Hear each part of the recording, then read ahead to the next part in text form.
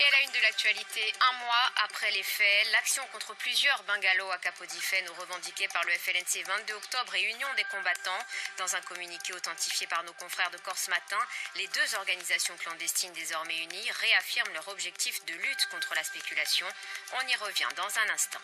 Dans un communiqué authentifié par nos confrères de Corse Matin, les clandestins du FLNC 22 octobre et Union des combattants revendiquent la tentative d'attentat de Capodiphen. Le 1er septembre dernier, plusieurs charges explosives avaient été découvertes dans 4 habitations inoccupées. Les précisions de Marc-Antoine Renouch. Moins d'un mois après les faits, la tentative d'attentat de Capodiphen est désormais revendiquée.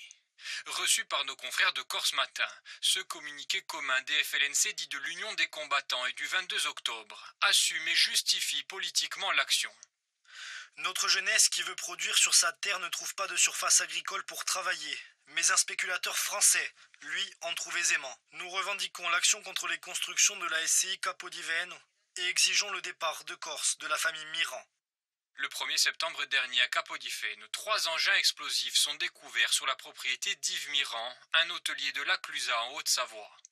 La cible, 4 bungalows situés sur une colline qui surplombe cette plage ajaxienne et construits sur un terrain classé en zone agricole.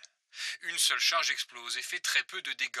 Les 2 autres sont rapidement neutralisés par les démineurs. Le lendemain, et pour la première fois depuis la création de ces 2 mouvements clandestins, les FLNC de l'Union des combattants et du 22 octobre s'affichent côte à côte dans cette courte vidéo. L'heure n'est pas encore à la revendication, mais déjà à la mise en garde.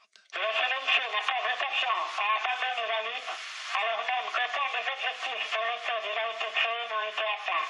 À cette occasion, la volonté de marquer les esprits par une véritable démonstration de force semblait claire.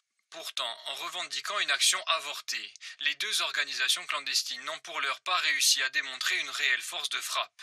Une chose est sûre en revanche, le processus de démilitarisation, acté en 2014 pour l'Union des combattants et en 2016 pour le 22 octobre, appartient désormais au passé.